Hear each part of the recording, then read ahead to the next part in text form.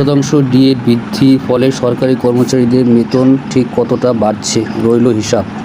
20,000 টাকা মূল্য বেতনপ্রাপ্ত একজন সরকারি কর্মচারী বেতনে 18% হারে বেতন পেলে 3600 টাকায় 38% হলে 7,600 টাকা, 4,000 টাকা যোগ হবে। 50,000 টাকা বেতন হলে 18% হারে 9,000 টাকা পেত এবং 38% হারে 19,000 টাকা বেতন বাড়বে সরকারি কর্মীদের।